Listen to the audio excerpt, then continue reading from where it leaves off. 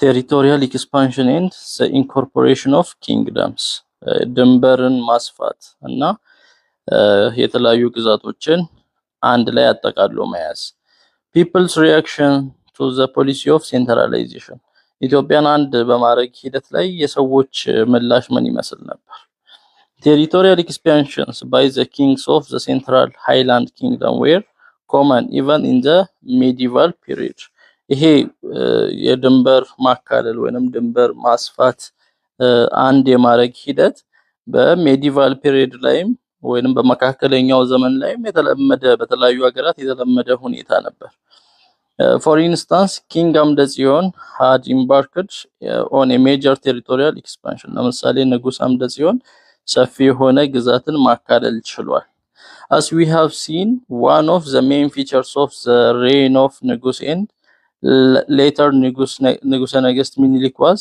the forcible incorporation of vast territories into the southwestern and southeastern territories of present day Ethiopia ያው እንደምናየው በንጉስ መጀመሪያ ንጉስ በኋላ ላይ ንጉሰ ነገስት ሚኒሊክ የተባለው በሚኒሊክ ጊዜ በጣም ሰፊ የሆኑ ቴሪቶሪዎችን ግዛቶችን ማካለል በኃይል በጉልበትንም ተጠቅሞ አንድ ማድረግ ማካለል ነበር ወደ ደቡብ ምዕራብ ወደ ደቡብ ምስራቅ ያሉ አሁን ለኢትዮጵያ የሚባሉ ድንበሮችን ወይንም ቦታዎችን ግዛቶችን when Minilik was king of Shawa he began to expand his territory ሚኒሊክ ድንበሩን ማስፋት ማካለል የጀመረው ንጉስ የኢትዮጵያ ንጉስ ከሆነ በኋላ ሳይሆን የሸዋ ንጉስ እያለም ነበር Ethiopian export commodities such as ivory, gold, civet, coffee and even slaves were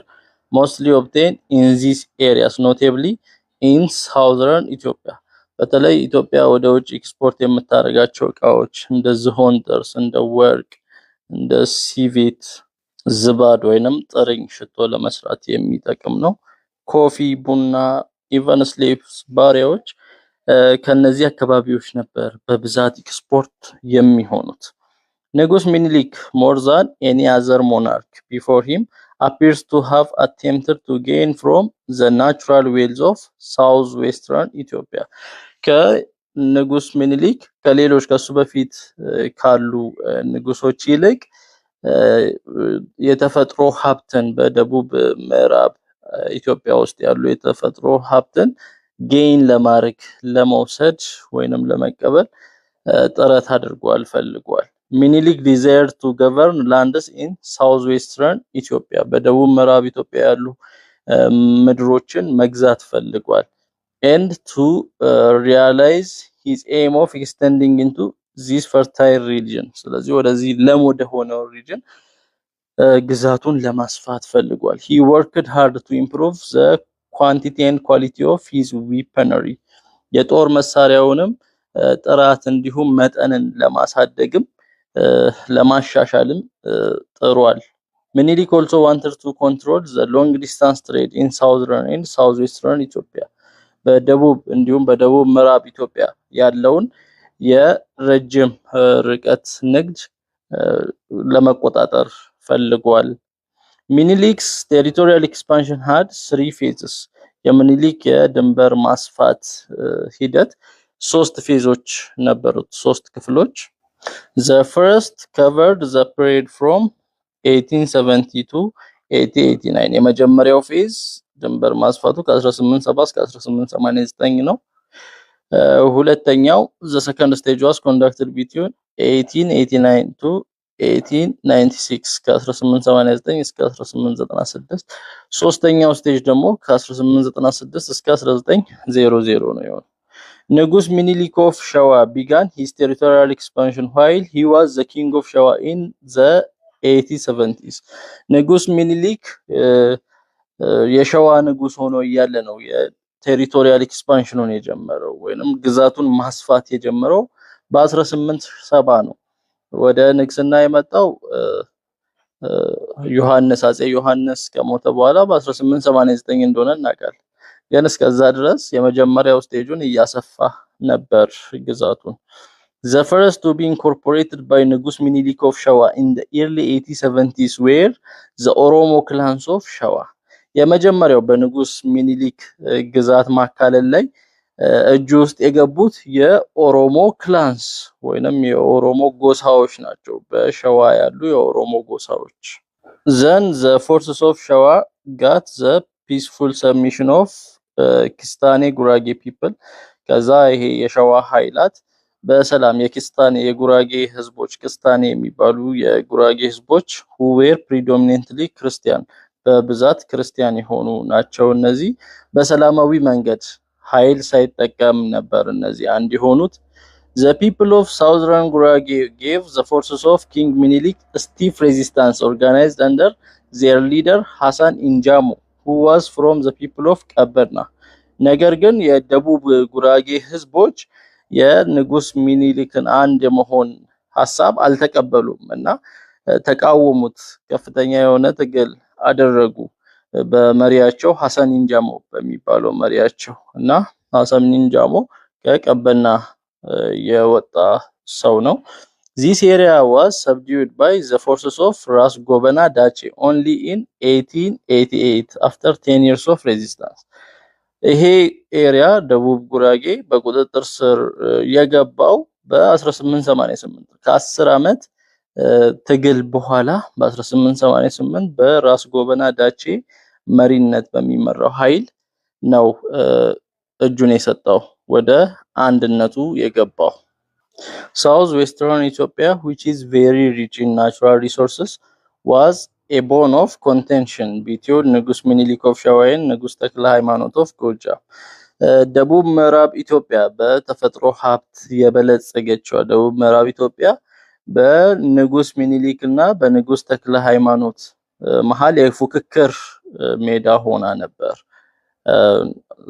ደቡብ ምዕራብን ለመያዝ የጎጃሙ ንጉስ ተክለ ሃይማኖት አለ፣ ንጉስ ሚኒሊክ የሸዋው። In fact, Emperor Yohannes had allowed ንጉስ ተክለ ሃይማኖት of ጎጃም to expand in that direction and stopped Minilik's expansion in southwestern Ethiopia። ያው በዚህ ጊዜ የኢትዮጵያ ንጉስ አጼ ዮሐንስ ነው። አጼ ዮሐንስ ንጉስ ተክለ ሃይማኖት ወደዚህ ወደ ደቡብ ምዕራብ በዛ ዳይሬክሽን ኤክስፓንድ እንዲያደርግ እንዲያሰፋ ግዛቱን ፈቅዶለታል። ግን ለሚኒሊክ ለንጉስ ሚኒሊክ አልፈቀደለትም ወደ ደቡብ ምዕራብ ኤክስፓንድ እንዲያደርግ። Nevertheless, the two kings went to war። ግን ሁለቱ ንጉሶች ጦርነት ውስጥ ገቡ።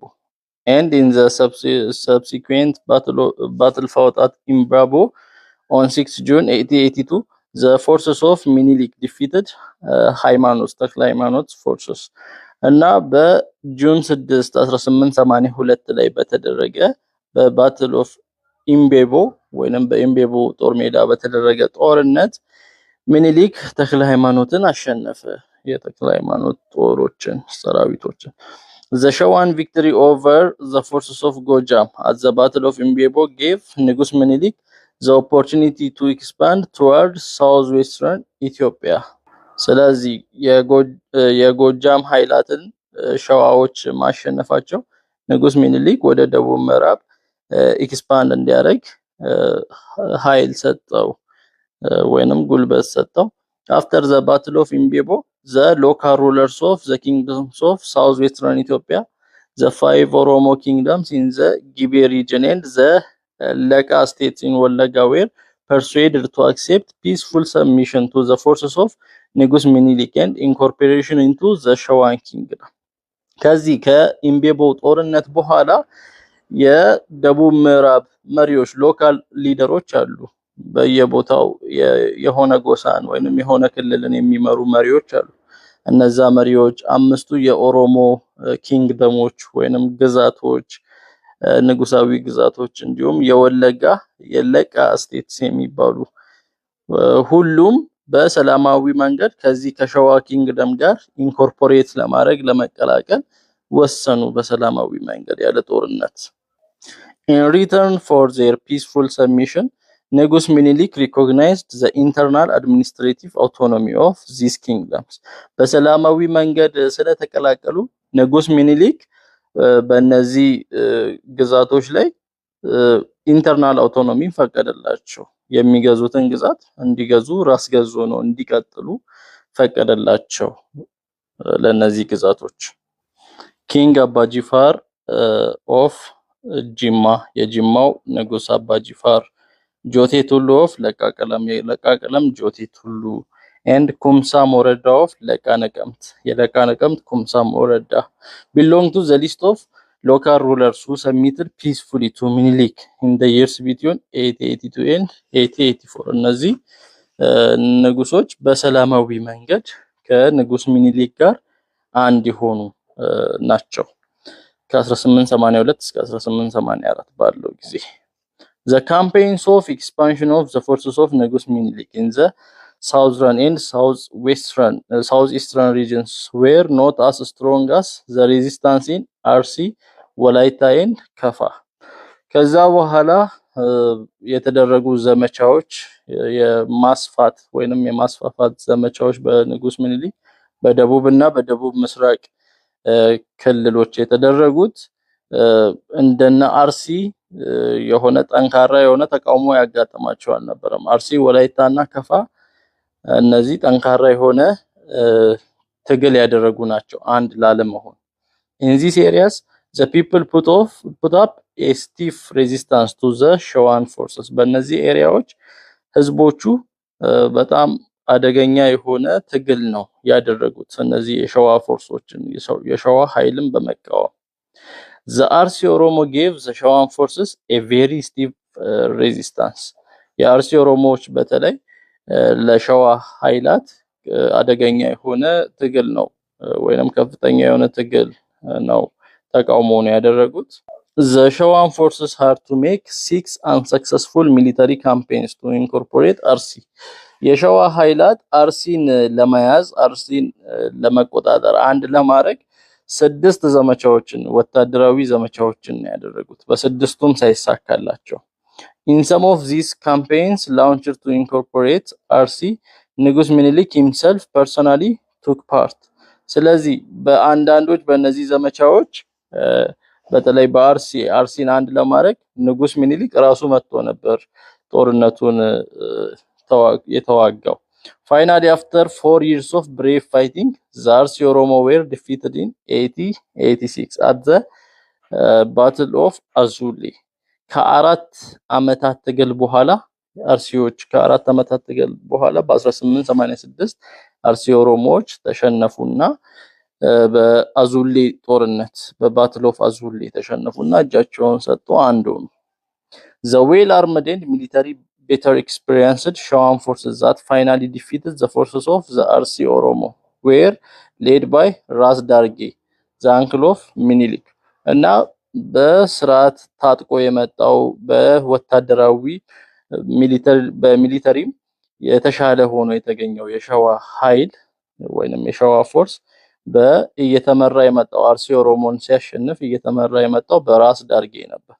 ራስ ዳርጌ ደግሞ የሚኒሊክ አጎቱ ነው።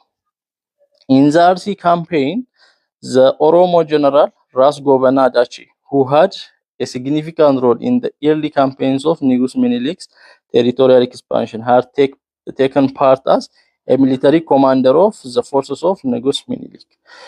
ራስ ጎበና የኦሮሞ ጀነራል ራስ ጎበና በዚህ በአርሲው ዘመቻ ያው ራስ ጎበና ማለት በአፄ ሚኒሊክ አገዛዝ ስር ብዙ ቴሪቶሪያል ኤክስፓንሽን ላይ የተሳተፈ ዘመቻዎች ላይ የተሳተፈ ሰው ነውና በኋላ ላይ የንጉስ ሚኒሊክ ኃይላት ወይንም ፎርሶች የጦር ኃይላት ኮማንደር ሚሊተሪ ኮማንደር ሆኖ ነው የተሾመው።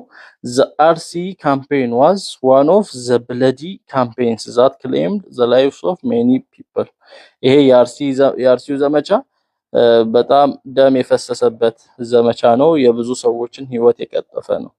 Unlike the rulers of southwestern Ethiopia who peacefully submitted to the forces of Minilik, the rulers of the Arsi Oromo were not granted internal administration. አሁን ከደቡብ ምዕራብ ኢትዮጵያ በሚለይ መልኩ ያው የደቡብ ምዕራብ ኢትዮጵያ ሰዎች አብዛኞቹ በሰላማዊ መንገድ ነው እጃቸውን የሰጡት። ከዛ በተቃራኒ የአርሲ ኦሮሞ ላይ ከተቆጣጠረ በኋላ ምንም እዛ ውስጥ የሚገዙ ሰዎች ወይንም ሩለሮች እንዲቆዩ አላደረገም ሚኒሊክ። ምክንያቱም በሰላማዊ በኩል አንድ የሆኑ በፈቃደኝነት አንድ የሆኑ አገዛዛቸውን እንዲቀጥሉ አውቶኖሚ ሆነው ራስ ገዝ ሆነው እንዲቀጥሉ ያደርግ ነበር። ለነዚህ ለና አርሲ ኦሮሞዎች ግን ራስ ገዝ አልፈቀደላቸውም ነበር። ስለዚህ they were removed from their positions and replaced by governors appointed by the Shawans። ስለዚህ ምን አደረገ? እነዚህ የአርሲ ኦሮሞ መሪዎችን አወረዳቸውና ራሱ በሸዋዎች የተመረጡ መሪዎች በእነሱ ተተኩ ማለት ነው።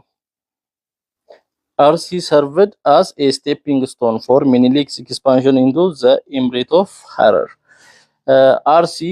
አርሲ መቆጣጠሩ ለሚኒሊክ ሐረርን እንዲቆጣጠር እንደ ስቴፒንግ ስቶን ወይንም እንደ ደረጃ ነበር ያገለገለው ቀጣይ እርምጃውን እንዲሄድ። The Emirates of Harar was subdued by the forces of Shawa under Minilik after a bloody battle fought between the armies of Minilik and Emir Abdullahi at a place called Chalanko on January 1887። ሐረርም አንድ የሆነችው ከሸዋ ጋር በተደረገበት ከፍተኛ የሆነ ደም መፋሰስ በሆነ ጦርነት ነው። የሚኒሊክ ወታደሮች ከኢሚር አብዱላሂ ወታደሮች ጋር በጨለንቆ ባትል ኦፍ ጨለንቆ በሚባል ቦታ በጃንዋሪ 1887 ላይ በተደረገ ጦርነት ነበር። His success at the ጨለንቆ battle enabled ንጉስ ሚኒሊክ of Shawa to control eastern commercial town of Harar and gave him full control of the long distance trade route። ስለዚህ የጨለንቆን ጦርነት ማሸነፉ ሚኒሊክ በምስራቅ በኩል ያለውን የምስራቅ የንግድ ከተማ የሆነችውን ሐረርን ለመቆጣጠር አስቻለው እና ሎንግ ዲስታንስ ትሬዱንም የትሬድ መንገዱንም ወይንም የንግድ መንገዱንም መቆጣጠር ሙሉ በሙሉ መቆጣጠር ቻለ። In the Chalanko battle, not only the Harari forces but also the Oromo people fought against the forces of Shawa under ንጉስ ሚኒሊክ። በዚህ በጨለንቆ ጦርነት የሐረር ጦር ብቻ አልነበረም፣ የሐረር ወታደሮች ብቻ አልነበረም የተዋጉት፣ የኦሮሞ ህዝቦችም የንጉስ ሚኒሊክን የሸዋ ኃይላትን ተዋግተው ነበር። ጨለንቆ the main battleground of the war is about 90 kilometers from Harar's historic walled city። ጨለንቆ ማለት ከሐረር ከተገነባችው ወይንም ግንብ ካለባት ከሐረር 90 ኪሎ ሜትር ርቆ ያለ ቦታ ነበር። This victory brought an end to the independent existence of the Emirate of Harar። ስለዚህ ይሄ ድል ያመጣው ምንድነው? መጀመሪያ ሐረር ኢንዲፔንደንት ነፃ ራሷን የቻለች ቦታ ሆና ነበር የምትኖረው፣ ከተማ ሆና ነበር የምትኖረው። ያ አበቃና አንድ ሆነች ከኢትዮጵያ ጋር ወይንም ከሸዋ ጋር። After the incorporation of Harar in 1887, Minilik did not launch campaigns of territorial expansion in any direction until the Walaita campaign of 1894።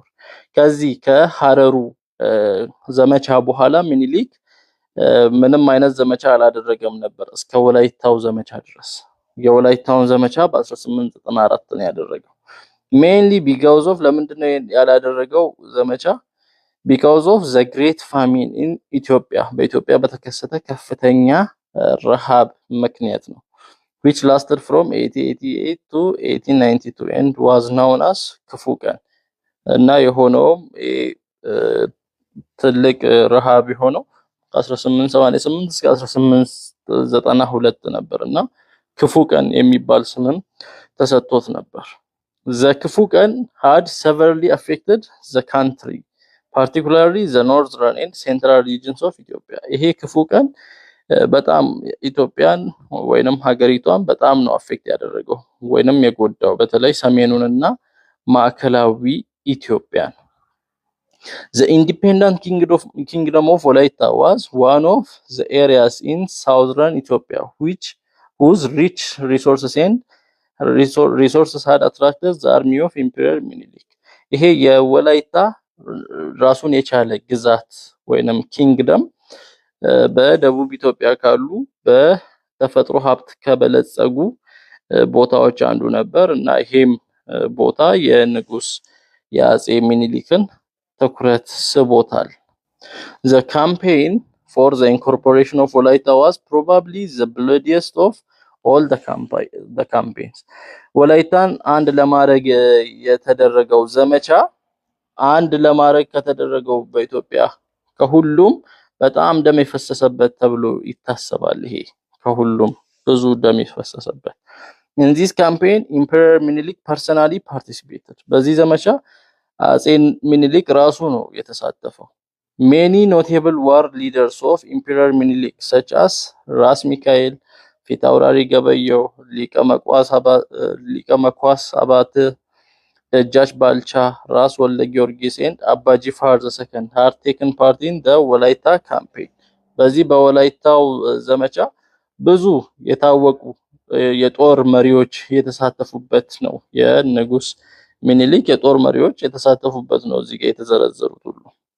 The Wolaita people gave the forces of Emperor Minilik stiff resistance. የወላይታ ህዝብ ለአጼ ሚኒሊክ ጦር ስቲፍ የሆነ ወይንም ከፍተኛ የሆነ ተቃውሞ ሬዚስታንስ ትግል ነበር ያደረገው። The Wolaita fought against the forces of Emperor Minilik II for a long time employing their own indigenous techniques of warfare. የወላይታ ሰዎች የነበራቸውን የጦርነት የውጊያ የራሳቸው ሀገር በቀል የሆነ ወይንም ብርቅዬ የሆነ ውጊያን በመጠቀም በጣም ሬዚስት አድርገው ነበር።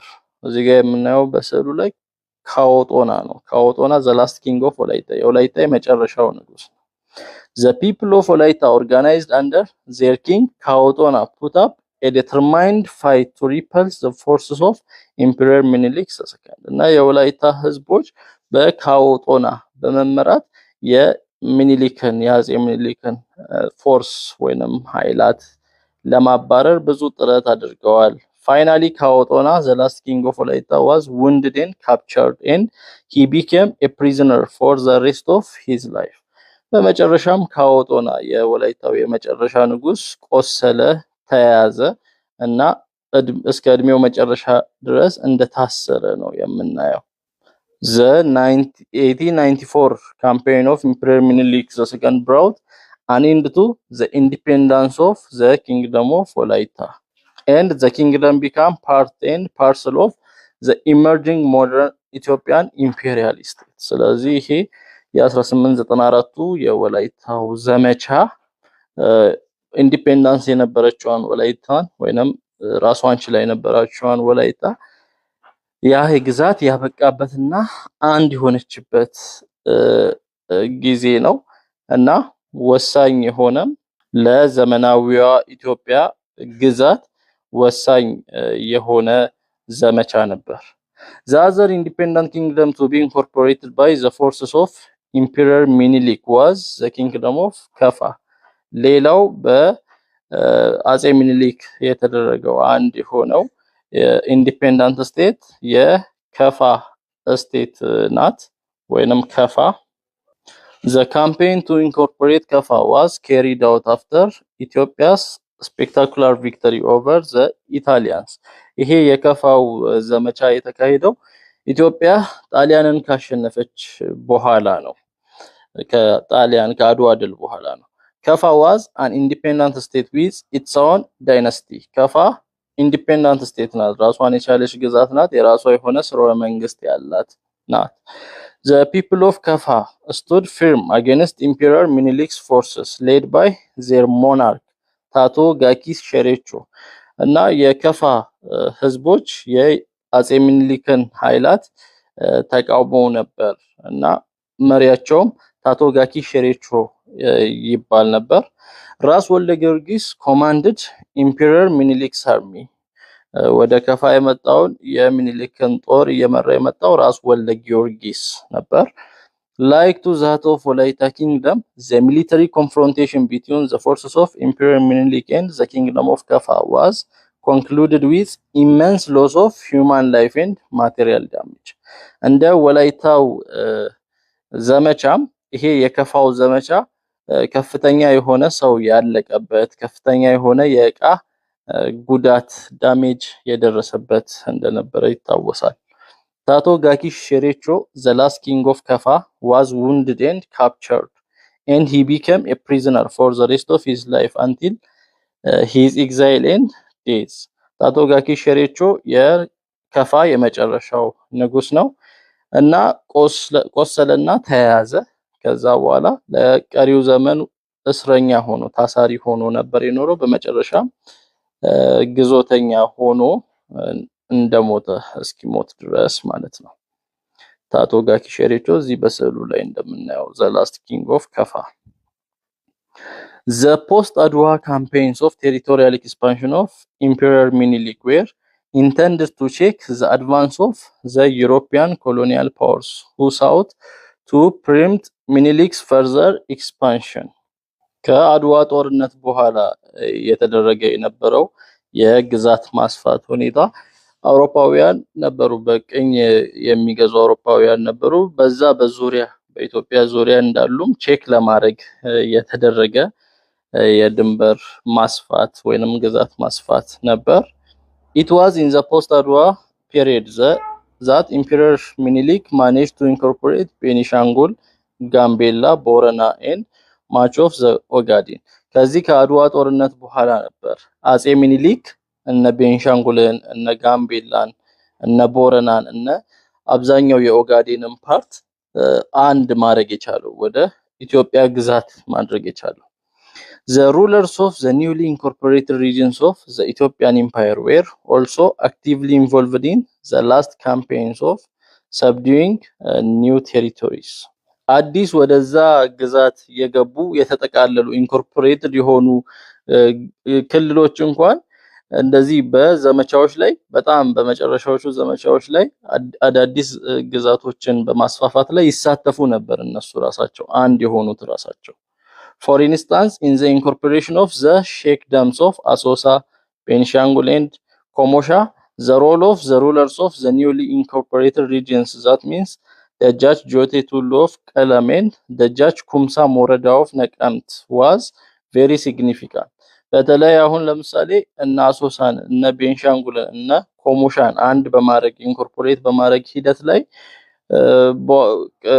ኢንኮርፖሬት የተደረጉ ሪጅኖች መሪ እነ ደጃች ጆቴ ቱሉ እነዚህ በሸዋዎች ነው ኢንኮርፖሬት የሆኑት አንድ የሆኑት እነ ቱሉ ቀለም ቱሉ ኦፍ ቀለም የቀለሙ ቱሉ የሚባለው እነ ደጃች ኩምሳ ሞረዳ ኦፍ ነቀምት የነቀምት ደጃች ኩምሳ ሞረዳ እነዚህ በጣም ሲግኒፊካንት የሆነ ሚና ነበራቸው አንድ በማድረግና አንድ ከሆኑ በኋላ ሌሎችንም አንድ ለማድረግ ጥረት ሲያደርጉ ነው የምናየው።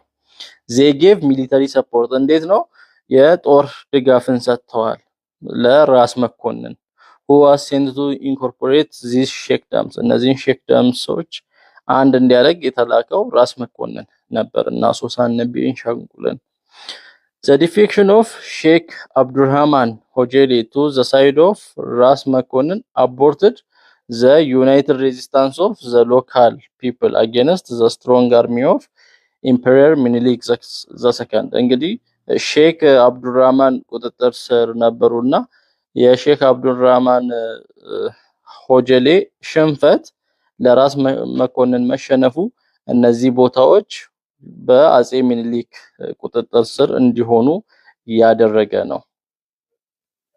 Following the incorporation, Minilik reinstated the loyal rulers to power as vassals. ከኢንኮርፖሬሽን በኋላ ሚኒሊክ ለሱ ታማኝ የሆኑትን በሰላማዊ መንገድ የተቀላቀሉትን መሪ አድርጎ ስልጣን ሰጥቷቸው ይቀጥሉ ነበርና those local rulers who submitted peacefully were allowed to stay as local rulers under Minilik. በሰላማዊ መንገድ የተቀላቀሉት መሪዎች መሪ እንደሆኑ ይቀጥላሉ በሚኒሊክ አገዛዝ ስር። But those who resisted were dismissed from power and there was much land alienation. ነገር ግን የተቃወሙት ደግሞ ለመቀላቀል እምቢ ያሉት ዲስሚስድ ይደረጋሉ ከስልጣናቸው ይወገዳሉ።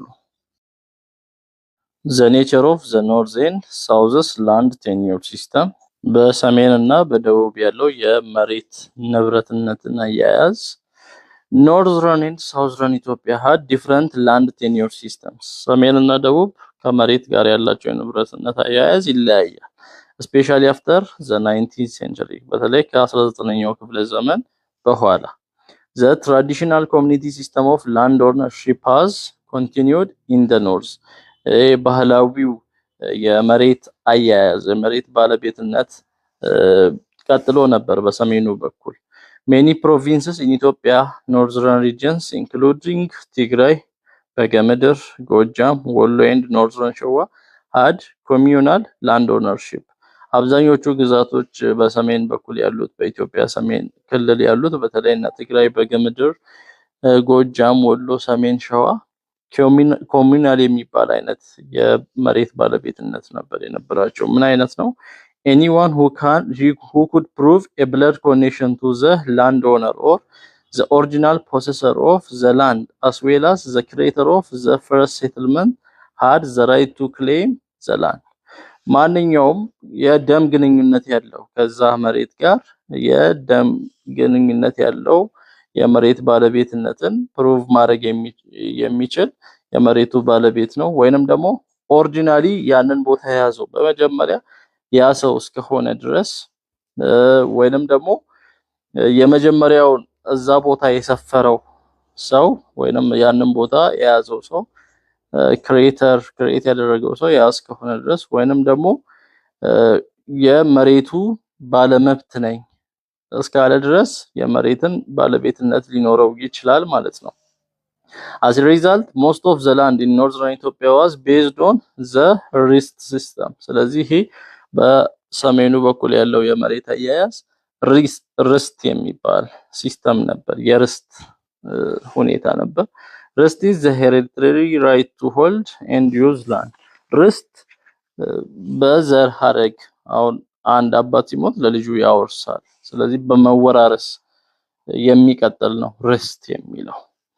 The land tenure also included the gelt system. ሌላ ደግሞ gelt system የሚባል አለ which is a right to collect tax. ይሄም ታክስን የመሰብሰብ ወይንም ግብርን የመሰብሰብ መብት ያለው ነው። At the beginning gelt rights were not hereditary. በመጀመሪያ ላይ gelt right ወይንም የገልት መብት የሚወራረስ አልነበረም። ገባር መልከኛ system. The ገባር system was the basic means of surplus appropriation of the feudal class. የገባር system ምን አይነት ነው? የገባር was a land holding peasant. መሬቱን የያዘ ገበሬ ያለ who had to pay ግብር or tribute. ግብርን ይከፍላል ይገብራል ማለት ነው። መሬቱን ይዟል ከሆነ ሰው ምናልባት የሆነ ላንድ ሎርድ ሊሆን ይችላል። እዛጋው የመሬቱ ባላባት ፊውዳል ሰው ሊኖር ይችላል። ሶ ያንን ቦታ ገበሬው ያርሰዋል፣ ይሰራበታል። ከዛ ለዛ ሰው ለፊውዳሉ ወይንም ለመሬት ባላባቱ ግብር ይከፍላል፣ ትሪቢዩት ይከፍላል ወይንም ለግዛቱ። In many cases tributes were paid in kind or by providing unpaid labor force. ብዙ ጊዜ ይሄ ግብሩ የሚከፈለው እንደዚህ በካሽ በገንዘብ ሳይሆን በአይነት ነበር።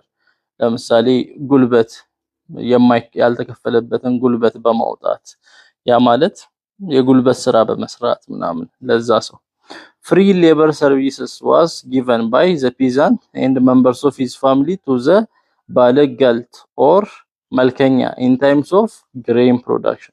ስለዚህ ለባለገልቱ ወይንም ለመልከኛው ነፃ የሆነ የጉልበት ስራ ይሰሩለት ነበር፣ ግብሩ ማለት ነው።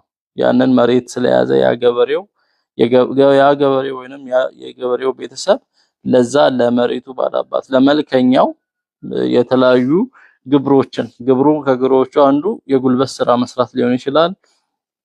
እንዲሁም የተለያዩ እህሎች ሲደርሱ ለዛ ለመልከኛው ወስዶ መስጠት፣ ኮንስትራክሽን የተለያዩ እዛ መልከኛው ቤት የሚገነቡ ኮንስትራክሽኖች ካሉ፣ ትራንስፖርቴሽን በመጓጓዝ፣ ጋርዲንግ ፕሪዝነርስ የመልከኛውን ታሳሪዎችን በመጠበቅ፣ ዶሜስቲክ ሰርቪስስ የቤት ውስጥ ስራዎችን ያ ማለት ግራይንዲንግ ግሬን እህል መፍጨት ሊሆን ይችላል፣ ፌቺንግ ዋተር ውሃ በመቅዳት ፋየርውድ ፎር ሎካል ቺፍስ የሚነድ እንጨቶችን በማምጣት እንደዚህ ይሰሩ ነበር፣ ግብር ይከፍሉ ነበር።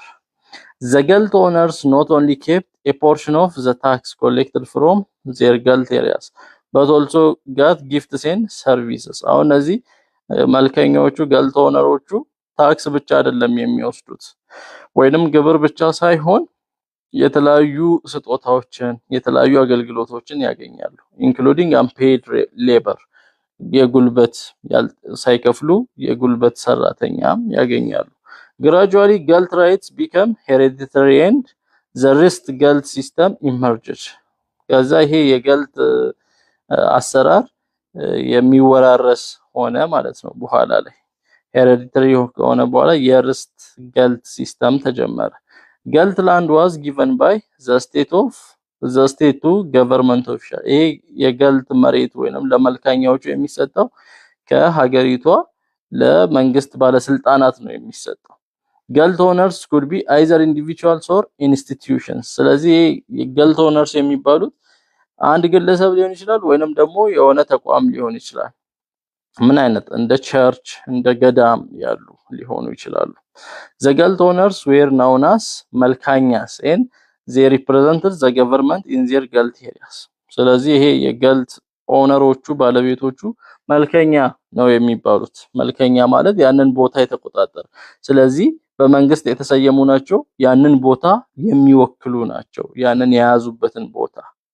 Therefore they were influential and powerful in their locality. ስለዚህ ባሉበት አካባቢያቸው ላይ ተጽዕኖ ፈጣሪዎች ናቸው፣ ፓወርፉል ናቸው፣ አቅም ያላቸው ሰዎች ናቸው።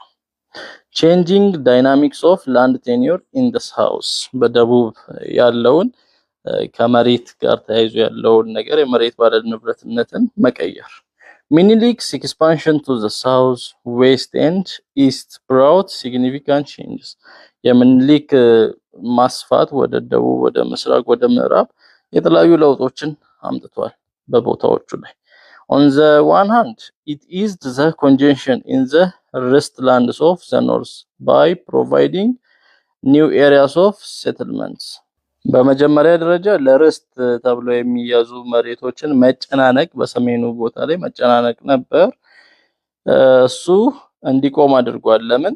አዲስ የመስፈሪያ ቦታ ደቡብ ወደ ደቡብ ስለሰፋ ወደ ምስራቅ ወደ ምዕራብ ስለሰፋ አዲስ ሴትል የማድረጊያ ቦታ ስለተስተካከለ። Second, it transposed the ገባር መልካኛ relations to the most of the newly incorporated regions. እና ይሄ የገባር መልካኛ ሲስተምን ወይንም ሪሌሽንን አዲስ ኢንኮርፖሬትድ በሆኑ ክልሎች አዲስ በተካለሉ ክልሎች ላይ ማስተዋወቅ ተጀመረ። In fact, the peacefully submitted areas of the forces of Minilik were free from the burden of the ገባር መልካኛ system and thus managed to retain some degree of autonomy. በሰላም ከዚህ ከምኒልክ ጋር በሰላም አንድ የሆኑ ቦታዎች ላይ ወይንም ሀገራት ላይ ማለት አንድ ከሆኑ ሪጅኖች ላይ ይሄ ገባር መልካኛ ሲስተም አልተደረገም፣ አልተተገበረም። ከሱ ነፃ ሆነው ነበር። ራስ ገዝም እንዲሆኑ በከፊል ተደርጎ ነበር። In the newly incorporated southern territories, peasants were gradually alienated from their land. አዲስ በተያዙ በደቡባዊ ግዛቶች ላይ ገበሬዎች ከቦታቸው እንዲፈናቀሉ ለቀው እንዲሄዱ ይደረጉ ነበር ከያዙበት ምድር ከያዙበት መሬት። This began with the introduction of the ቀላድ system of land measurement. ይሄም የተጀመረው መሬት የመለካት ሲስተም ወይንም ቀላድ በሚባለው ሲስተም ነው። The institutionalization of the ቀላድ system not only culminated in the appropriation of much land by the central government but also facilitated the privatization of land. እና ይሄ ሲስተም የቀላድ ሲስተም ኢንስቲትዩሽናላይዝ ማድረግ በተቋም ስር ማድረግ መሬትን ምን ያደረገ ነው? የሴንትራል ገቨርንመንቱ መሬት እንዲይዝ ወይንም ሰፊ መሬት እንዲይዝ ያደረገ ነው ማዕከላዊ መንግስቱ። እንዲሁም መሬትን ፕራይቬታይዝ የማድረግ ወይንም የግለሰብ የማድረግ ሂደቱንም ያፋጠነ ነበር። It also increased the state revenue since it classified land tax based on the level of fertility of the land እና የሀገሪቷንም ገቢ ያሳደገ ነበር። ምክንያቱም በዛ በክላሲፋይድ በሆነው ላንድ ታክስ የመሬት ታክስ ከመሬቱ በሚገኙ እንደ ምርታማነቱ መሬቱ እንደሚሰጠው ምርት ታክስ ወይንም ግብር ስለሚከፈልበት the ቀላር system reduced the status of the peasants to the newly incorporated areas from land-owning farmers to insecure tenants on their own land. ይሄ ቀላድ ሲስተም ገበሬዎችን በተለይ ገበሬዎችን መሬት ይዘው የነበሩ ገበሬዎችን የራሳቸውን የነበረው መሬት በመውሰድ በራሳቸው መሬት ተከራይተው እንዲኖሩ ያደረገ ነበር። Poor peasants who were unable to purchase land or those who were driven away from their land were forced to migrate to the urban centers in search of jobs. ነገር ግን እንደዚህ መግዛት የማይችሉ ያንን የራሳቸውን የሆነው መሬት በገንዘብ መግዛት የማይችሉ ገንዘብ ማውጣት የማይችሉ ገበሬዎች ካሉበት ተሰደው ሌላ ቦታ ወደ ከተማ ምናምን ሄደው ስራ ፍለጋ ውስጥ የገቡበት ሂደት ነበር።